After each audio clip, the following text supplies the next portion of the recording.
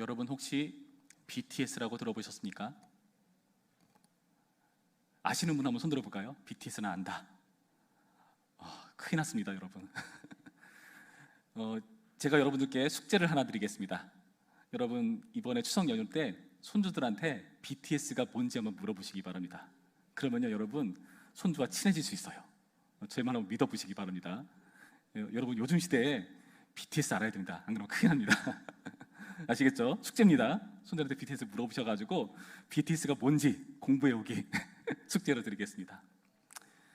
BTS는 세계적으로 인기를 얻고 있는 한국의 아이돌 그룹이죠. 그런데 제가 인터넷 기사를 보다가 그 BTS 멤버 중에 B라고 하는 그 멤버가 세계에서 가장 잘생긴 사람 1위로 뽑혔던 걸 제가 봤습니다. 그래서 정말인가 하고 클릭을 해서 기사를 봤어요. 물론 잘생긴 건 인정을 합니다. 팬층이 많으니까 아무래도 투표를 더 많이 해서 더 1위를 할 수가 있었겠죠. 그런데 제가 인정할 수 없었던 거 하나가 있었습니다. 그건 뭐냐? 2위가 누군지 아십니까? 브래드 피트. 저는 그거는 순간 안 가더라고요. B가 잘생긴 건 알겠는데 브래드 피트가 2위라고 그거는 수긍이 잘 안 가더라고요. 여러분 어떻게 생각하십니까? 제가 나름 미대 나온 남자이기 때문에 나름 미적 감각이 있습니다. 그래서 뭐가 아름답고 별로 아름답지 않은지는 구분할 수는 있어요. 그래서 B가 잘생기고 멋진 건 인정하지만 제가 이런 말을 한 게 인터넷에서 혹시나 아미가 본다면은 저를 막 뭐라고 하겠지만은 아미도 여러분 물어보세요. 숙제입니다. 그런데 브래드 피트보다 잘생겼다 이거를 인정할 수 없다는 것을 제가 이렇게 이상하게 여겼다는 것을 여러분 좀 잘 보시기 바랍니다. 그런데 여러분 제가 미대 나온 남자로서 한마디 더 드리겠습니다. 여러분들은 BTS의 B보다 브래드 피트보다 더 잘생겼습니다. 아멘 나왔네요. 알랑드롱보다 올리비아 하세나 제가 이름을 제대로 알고 있나요? 그런 사람들보다 여러분들이 훨씬 이쁩니다. 여기는 아멘이 안 나오시네요. 여러분 우리가 왜 이쁘고 멋진 존재인가? 그것은 성경이 우리를 하나님의 형상으로 지었다 말하기 때문입니다. 이거는 아멘이 나오시네요. 하나님의 형상을 닮은 존재이기 때문에 우리는 대단한 존재이죠. 이것을 성경에서 어떻게 밝혀주고 있는가 하면은 창세기 1장 26절부터 28절에 이렇게 소개하고 있습니다. 하나님이 이르시되 우리의 형상을 따라 우리의 모양대로 우리가 사람을 만들고 그들로 바다의 물고기와 하늘의 새와 가축과 온 땅과 땅에 기는 모든 것을 다스리게 하자 하시고 하나님이 자기 형상 곧 하나님의 형상대로 사람을 창조하시되 남자와 여자를 창조하시고 하나님이 그들에게 복을 주시며 하나님이 그들에게 이르시되 생육하고 번성하여 땅에 충만하라 땅을 정복하라 바다의 물고기와 하늘의 새와 땅에 움직이는 모든 생물을 다스리라 하시니라. 여러분 제가 창세기 1장 26절부터 28절까지의 말씀을 읽어드렸습니다.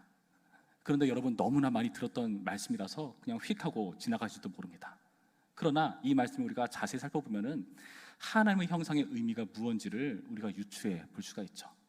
하나님의 형상을 그대로 이어서 받은 존재라는 것은 무슨 의미냐 하면은 우리가 읽은 방금 말씀과 같이 하나님을 쫓아서 이 모든 창조 세계를 다스리는 것을 말하고 있는 것입니다. 하나님께서 하나님의 뜻대로 이 세상을 통치하고 다스리기 위해서 우리를 하나님의 형상으로 지으셨다고 말씀하고 있는 것이죠. 그래서 고대 생족사회 같은 경우 메소포타미아, 이집트 이런 지역에서는 그 왕의 신상을 각 지역마다 세웠습니다. 왜 그런 일을 했을까요? 통치자가 누군지 알기 위해서. 지금이야 우리는 우리 한국 대통령 누군지, 미국 대통령 누군지 쉽게 알 수 있지 않습니까? 그러나 이 당시는 이것을 전할 수 있는 기회가 지금 같지는 않았다는 것이죠. 그래서 상을 세울 필요가 있었습니다. 지나다니면서 보는 거죠. 저렇게 생긴 존재가 우리가 사는 이 땅을 통치하는구나. 그리고 기념 주화 같은 걸 통해서 상거래를 할 때마다 그 동전에 나와 있는 얼굴을 보면서 이렇게 생긴 사람이 우리 지역을 다스리는 황제구나, 이런 것을 확인할 수가 있지 않습니까? 마찬가지로 우리가 하나님의 형상으로 지음받았다는 것은 이 세상이 하나님의 통치를 받는다는 것을 보여주기 위한 표라는 것이죠. 그래서 우리는 이 일을 하기 위해서 어떻게 해야 되죠? 이 땅을 잘 다스리고 통치해야 됩니다. 그런데 하나님의 형상이라고 했어요. 어떻게 했죠? 하나님의 뜻과 법칙과 말씀을 쫓아서 이 땅을 다스려야 되는 것이죠. 내 마음대로 해버리면 되겠습니까? 그거는 하나님의 형상을 온전히 쫓는 것이 아닐 것입니다. 그래서 우리는 하나님을 대신해서 이 땅을 다스리는 대리 통치자라는 것, 여러분, 이것이 바로 하나님의 형상의 의미가 있다는 것입니다. 그런데 이 하나님의 형상으로서 이 땅을 다스리고 통치하기 위해서 우리가 또 하나 짚고 넘어가야 될 것이 있습니다. 이 땅을 다스려야 되는데 사실 우리는 물리적인 한계를 가지고 있죠.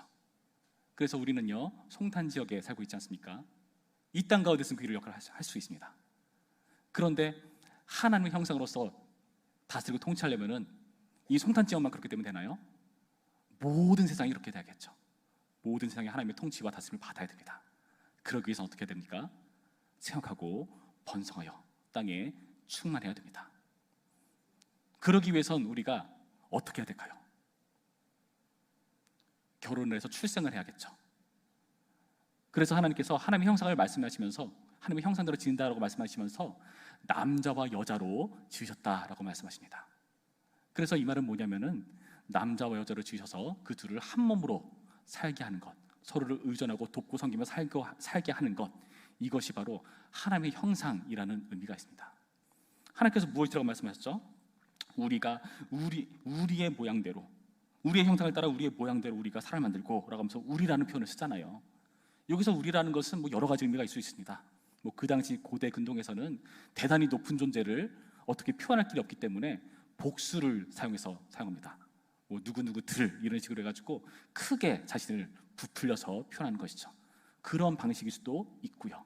아니면은 하나님께서 하나로 존재하시기보다는 뭔가 또 다른 한 연합으로 존재하는 것을 우리에게 짐작시켜서 말씀해주는 본문인 것을 알 수 있죠. 그러면 우리는 성자와 성령 하나님께서 함께 교제하시는 분이다, 우리는 신약의 관점에서 이렇게 해석을 할 수 있겠지만은 창세기에서 그것까지 말하지 않습니다. 그래서 거기까지 너무 지나치고요.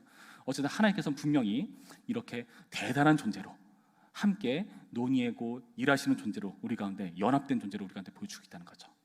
하나님의 형상이라는 것은 연합을 말하는 의미도 있다는 것입니다. 남자와 여자가 연합해서 한 몸을 이루는 것, 여러분, 이것도 하나님의 형상입니다.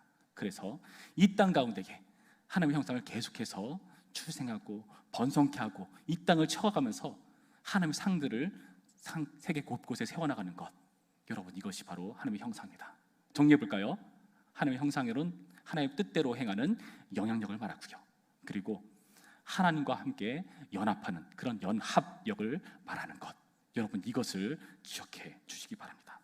그런데요, 이러한 하나님의 형상이 좌절되는 일들이 있어요. 여러분, 이 말씀에 따르면 동성끼리 결혼한 거 됩니까? 안 됩니까? 안 되죠. 하나님의 형상을 깨는 일입니다. 하나님의 형상이 왜 망가지고 깨집니까? 우리가 하나님 뜻대로 하지 않기 때문에, 하나님의 말씀을 어기기 때문에 이 형상이 훼손되는 일이 생기고 있다는 것입니다.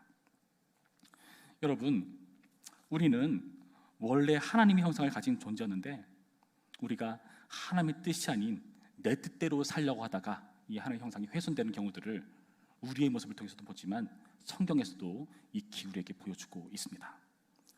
창세기 3장 이하의 모습 보시면은 인류가 처음 죄를 짓고 타락하는 모습을 우리 가운데 보여주죠. 하나님께서 선악을 알게 한 나무의 열매를 먹지 말라 말씀하셨습니다. 모든 것을 다 허락하셨는데 그것만 하지 말라고 말씀하시죠. 그래서 그 말씀에 순종함으로써 그들이 어떤 존재인지를 깨달으라는 겁니다. 내 마음대로 하는 존재가 아니라 하나님의 말씀대로 사는 존재라는 것을 확인하라는 것이죠. 그런데 사탄이 뱀으로 유혹을 하지 않습니까? 이것을 먹으면 하나님처럼 된다. 하나님의 형상인데 하나님처럼 되는 거 당연하지 않습니까? 그게 뭐가 문제라고요. 그런데 그 말에 붙어있는 그 표현이 너무나 조심스러운 것이죠. 너희가 선악을 아는 일에 하나님처럼 된다. 선악을 안다는 것은 무슨 의미일까요? 선악의 기준을 판단하시는 분은 하나님이시죠. 그런데 이제는 그것을 하나님 뜻이 아니라 내 뜻대로 하겠다는 의미입니다. 내가 선악을 분별하는 하나님처럼 되겠다. 그래서 우리는 부딪힙니다. 하나님과. 하나님 뜻과 내 뜻이 맞지 않을 때 부딪히죠. 여러분, 보통 우리가 기도를 언제 하나요? 하나님 뜻과 내 뜻이 부딪히는 것 같아 기도하지 않습니까? 하나님, 내 뜻이 이건데 내 뜻 좀 이뤄주시지. 그것 때문에 기도하지 않습니까? 근데 대부분 많이 그 기도가 항상 응답을 해주시지만은 우리와 다른 방향으로 인도해지죠. 하나님 뜻대로, 내 뜻이 아닌 하나님 뜻대로. 여러분, 이게 얼마나 다행인지 모릅니다. 만약에 우리 기도대로 다 됐으면은 이 세상에 아마 난리가 났을 겁니다. 그렇지 않습니까? 마찬가지로 아담도 선악을 아는 일에 하나님처럼 되려고 그 나무의 열매를 씨가를 따먹는 일을 하고 맙니다. 그래서 우리는 이렇게 말하지 않습니까? 하나님, 요즘 세상이 어느 때인데요, 아직도 고리타분하게 모여서 예배하라고 하십니까? 하나님, 요즘 세상이 어느 때인데 지금 하나님 말씀이 이것은 맞지가 않아요. 주일날 주일을 온전히 지키는 게 말이 됩니까? 하루라도 더 열심히 일을 해가지고 돈을 벌어도 먹고 살기 쉽지 않은 판인데 하나님, 그게 가당키나 합니까? 하나님, 저들이 서로 사랑한다는데 저들의 성별이 무슨 상관입니까? 저들의 그런 심정을 하나님은 아셔야죠. 요즘 세상에는 당연한 말처럼 들릴 수도 있습니다. 그러나 이것이 우리의 죄악된 성향이라는 것을 우리는 알아보셔야 된다는 것이죠.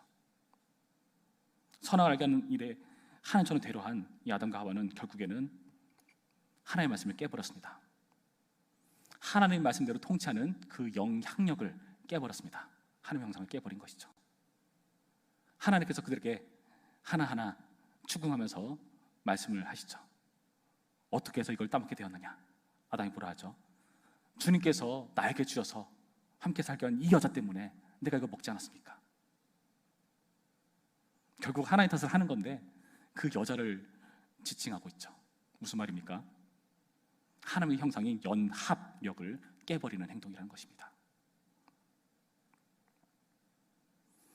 여러분, 이 모든 과정을 통해서 하나님의 형상은 좌절되고 말았습니다. 그런데요, 하나님께서 우리에게 뜻밖의 말씀을 주시죠. 그 저주를 선포하는 가운데에, 그 죄에 대한 값으로 저주를 선포하는 가운데에 뱀에게 내리는 저주가 심상치 않습니다. 창세기 3장 15절 말씀 보시면 뱀을 저주할 때 뭐라고 말씀하시죠? 뱀의 후손과 여자의 후손 사이에 끊임없는 영적인 전쟁이 있을 것이다. 그런데 끝내 여자의 후손이 뱀, 너의 머리를 밟을 것이다, 깨트려 버릴 것이다 라는 약속을 주십니다. 아담은 이 말의 의미를 이해했던 것 같습니다. 그래서 그 의미를 우리가 어떻게 할 수 있는가? 여자에게 이름을 지어주죠. 저 같았으면 이렇게 지었을 것 같습니다. 밉상, 왼수. 누구 때문에 이 열매를 먹게 된대? 그런데 뭐라고 이름 짓죠? 하와, 생명이란 뜻의 이름을 짓죠. 모든 산자의 어머니가 된다. 그런 저주가 선포되고 에덴에서 쫓겨나야 되는 그런 상황 가운데서 어떻게 여자 이름을 그렇게 지을 수가 있었을까요? 하나님의 그 말씀의 의미를 아담은 이해했던 것이죠. 이 하와의 후손을 통해서 생명이 발현될 것이다. 다시금 우리가 영원한 생명을 되찾을 수 있게 될 것이다. 회복될 것이다. 저 사탄의 무리를 무찌르고 우리가 온전히 서는 일이 속히 올 것이다 라는 확신이 있었을 것입니다. 그리고 하와도 이것을 알았던 것 같습니다. 아들을 낳죠. 등남하여 아들을 낳는데 그 이름을 가인이라고 했습니다. 그런데 뭐라고 말하죠? 내가 여호와로 말미암아 등남하였다. 아니, 당연히 산모가 아이를 낳았을 때 기뻐하는 거 당연한 것 아닙니까? 여러분, 근데 성경에서 나타난 출생의 차원을 여러분 좀 더 깊게 이해하셔야 됩니다. 성경에서 자세히 보시면 자녀를 낳고요, 아들을 낳고요, 보통 찬양을 하거나 기뻐하는 모습을 보지 않습니까? 그런데 그 찬양의 내용이 범상치 않은 것 여러분 확인하지 않습니까? 무슨 자식 하나 나놓고선 무슨 온 열방에 대한 전 세계 복음화에 대한 막 그런 내용을 노래하는 것처럼 보이지 않습니까? 무슨 의미죠? 하와도 하나님께서 말씀하신 그 말의 의미를 아는 것이죠.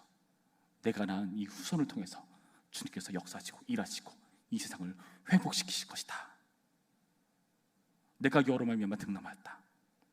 나의 후손을 통해서, 여자의 후손을 통해서 뱀의 머리를 상하고 승리할 그날을 기대하는 그 기대감이 담겨있는 표현이라는 것입니다. 그런데 우리는 그 결과를 알고 있습니다. 어떻게 되었죠? 이 일이 좌절되고 맙니다. 가인은 어떻게 했죠?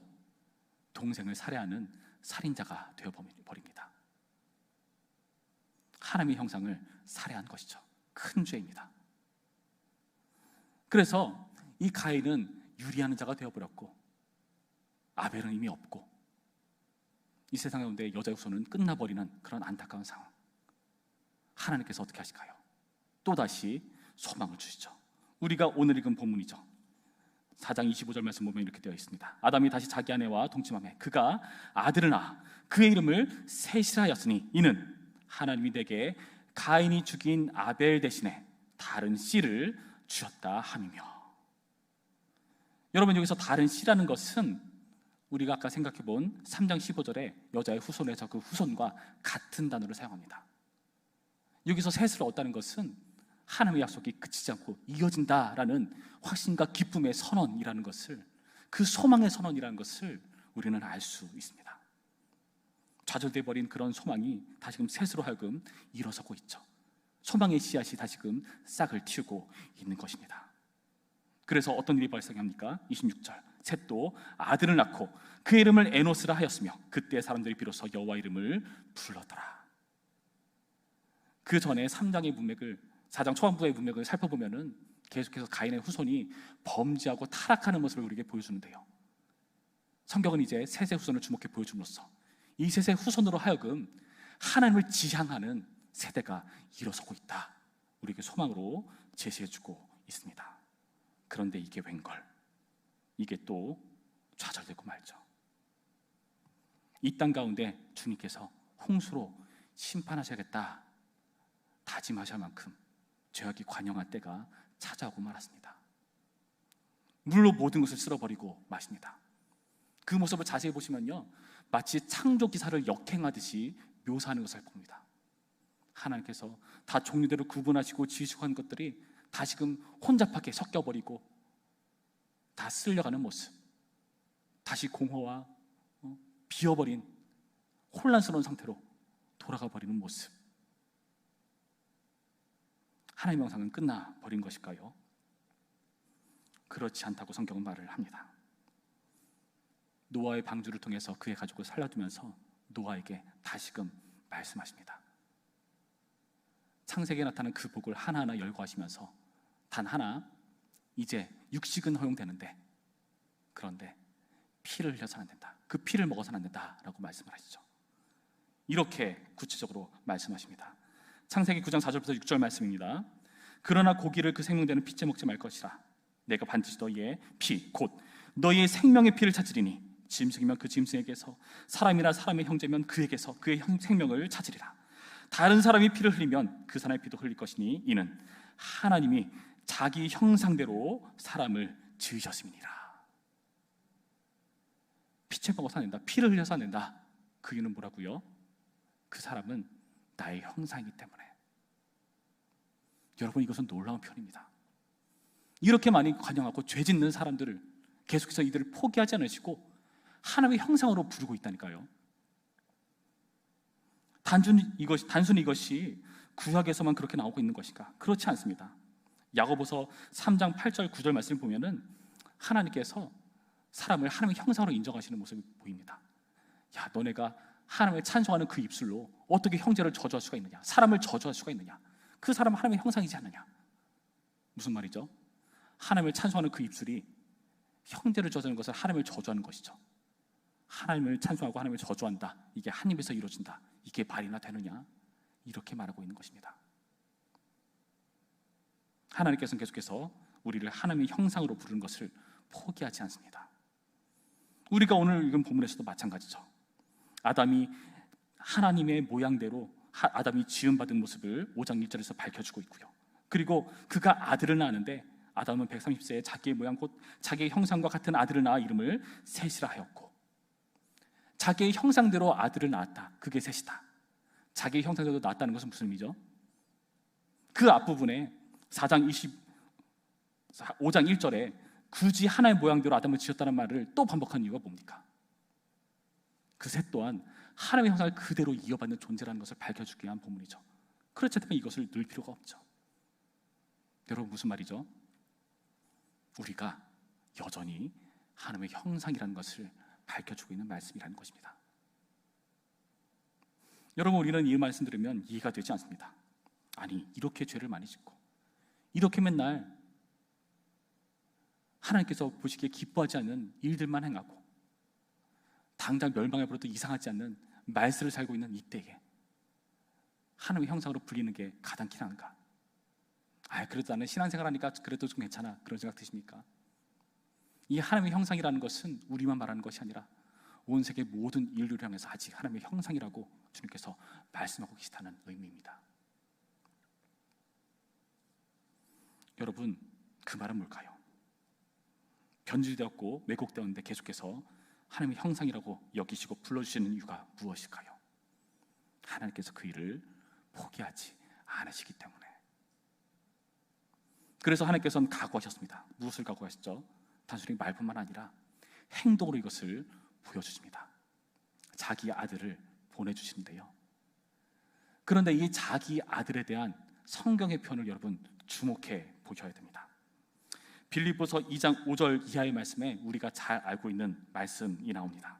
너희 안에 이 마음을 품으라.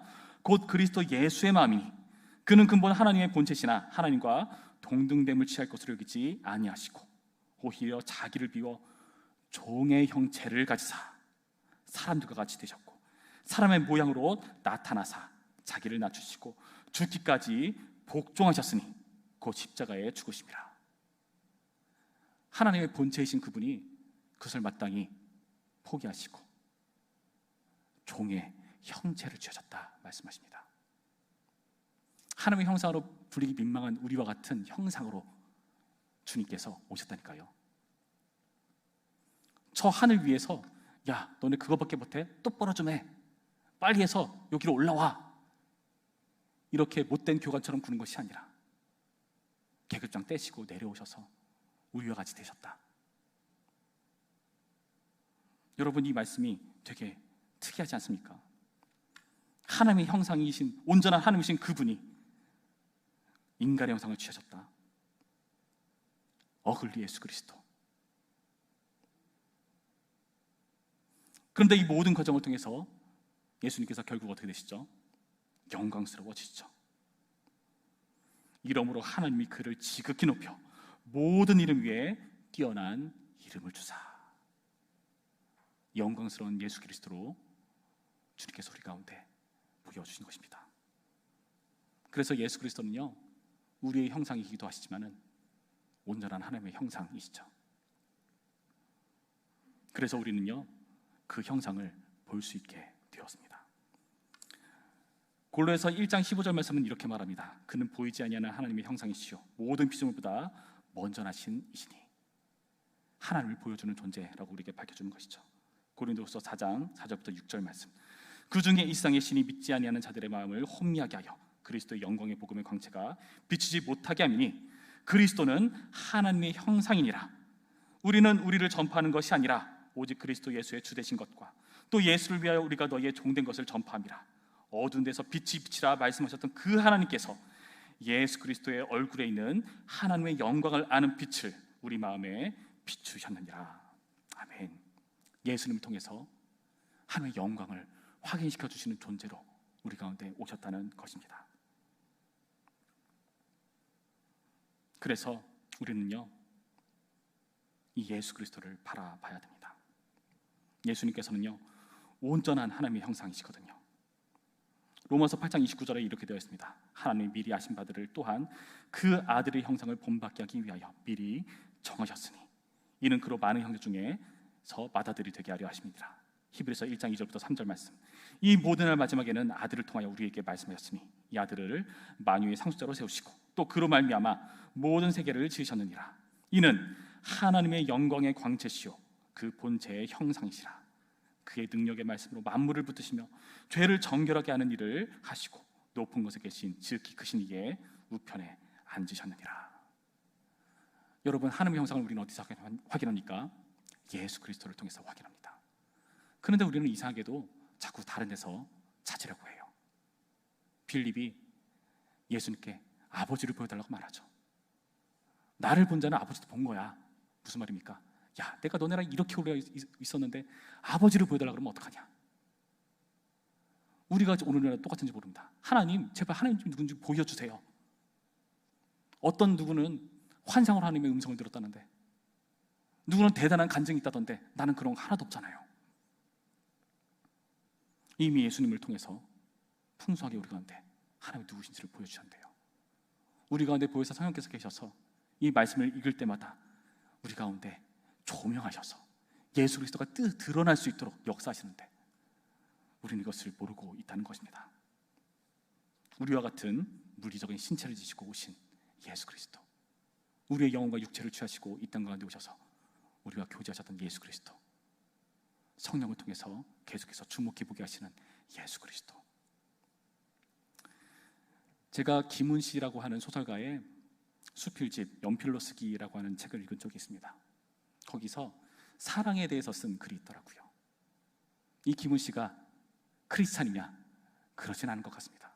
그런데요, 주님을 믿지 않는 사람이 쓴 글에서도 이것을 어렴풋이 보여주는 글을 읽을 수가 있었는데요, 제가 소개해드립니다. Love is touch, love is real 이라고 하는 글입니다. Love is touch, touch is love.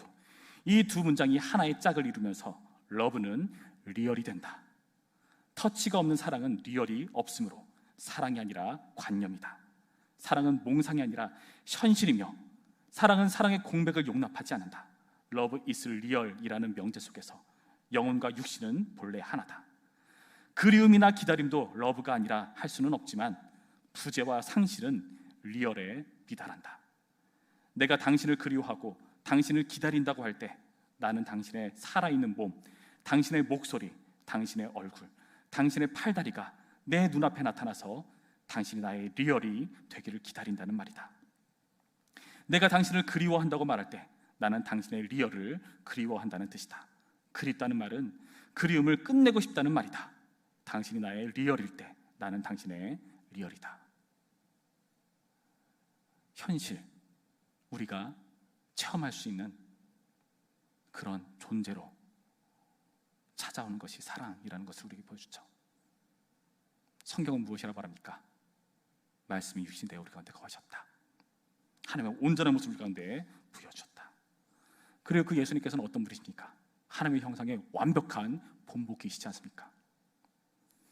하나님께서 그 하나님의 뜻을 그대로 하심으로써, 주님의 말씀, 아버지의 뜻을 그대로 실현하심으로써 말씀의 영향력, 대리 통치자로서의 역할을 그대로 시행하시는 예수님의 모습을 우리 가운데 보여주었습니다. 하나님의 형상으로서의 영향력을 회복시키시죠.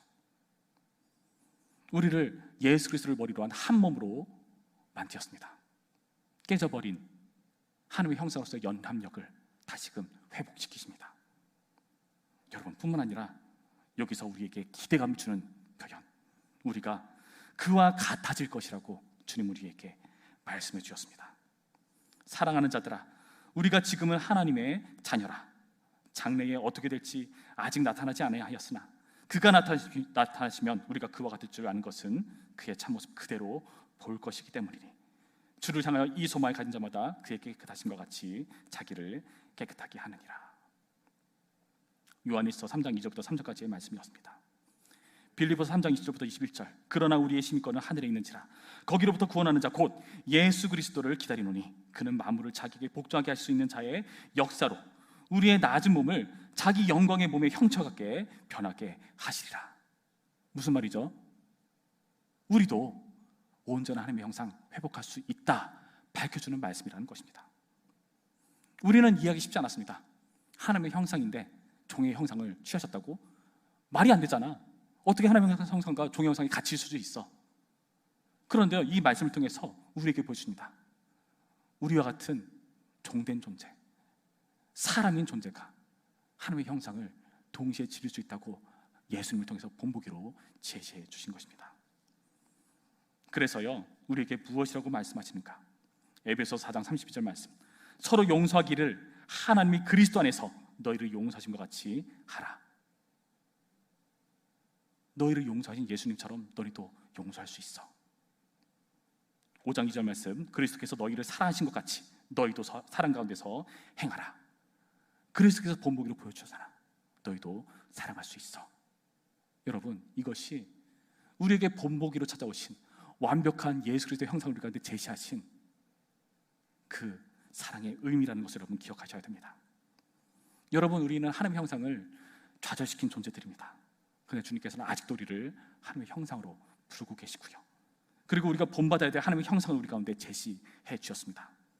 여러분, 그렇다면 우리는 어떻게 해야 될까요?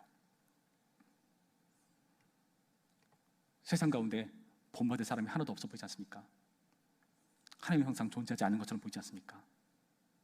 그렇다면 여러분, 지금부터 우리가 그 첫 번째 하나님의 형상으로 온전해질 존재로 여러분 다짐하셔야 됩니다.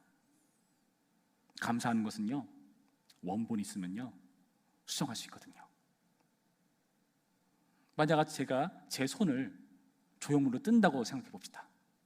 이것이 1호고 조형물로 뜬 것이 2호입니다. 그런데 제 손이 없을 때 그 2호를 그대로 뜨면 3호가 되겠죠. 그리고 3호를 그대로 본다면 4호가 될 것입니다. 점점 가면 갈수록 5호, 6호, 7호, 10호, 30호, 100호 제 손과 비슷할까요? 달라질까요? 달라지죠. 그런데요, 주님께서 제시하신 본받을 하나님의 형상으로서 예수 그리스도는 원본이십니다. 여러분, 이 원본을 주목해 보시지 않겠습니까? 여러분, 이 모든 과정을 통해서 우리는 하나님의 형상을 회복할 수 있습니다. 하나님의 형상 뭐라고 했죠? 하나님의 말씀대로 하는 영향력, 그리고 하나님께서 한 몸을 이루는 연합력.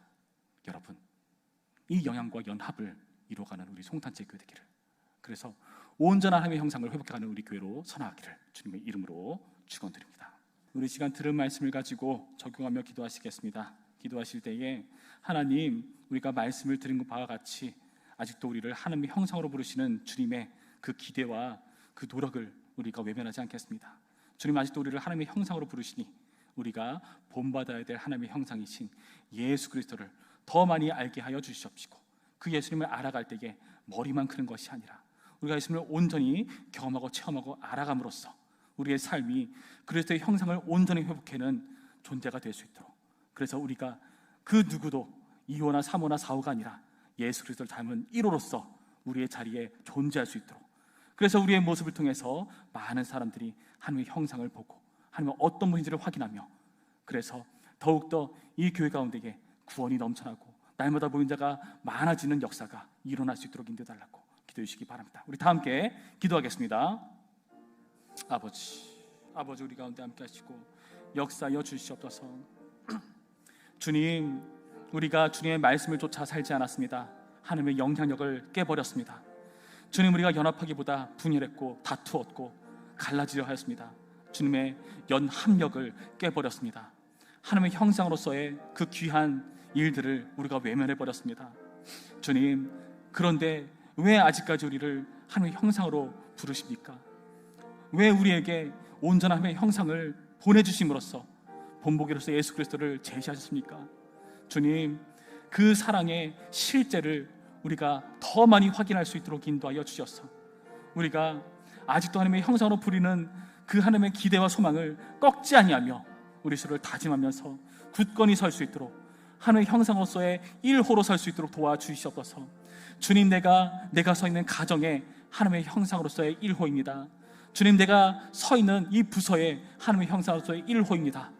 내가 서 있는 직장과 내가 서 있는 그 자리에서 하나님의 형상으로서의 1호의 자리를 포기하지 않겠습니다. 주님, 그래서 우리가 비록 종의 형체로서의 부족하고 모자라고 하나님의 형상을 불리기 민망한 존재이지만 그래도 불구하고 예수 그리스도와 같이 하나님의 형상으로 영광스러운 존재로 서기를 소원합니다. 역사하시고 인도하여 주셔서 우리를 통해서 우리가 서 있는 그 모든 자리에서 가정과 직장과 학교와 학업과 그 모든 자리 속에서 하나님의 형상을 드러내고 많은 사람들이 하나님의 그 놀라운 역사를 확인하며 하나님의 영향과 연합을 확인하며 설 수 있도록, 그래서 우리 송탄제 교회가 이 하나님의 형상으로서의 연향과 연합을 이뤄내는 교회로 마침내 설 수 있도록 인도하시고 역사하여 주시옵소서.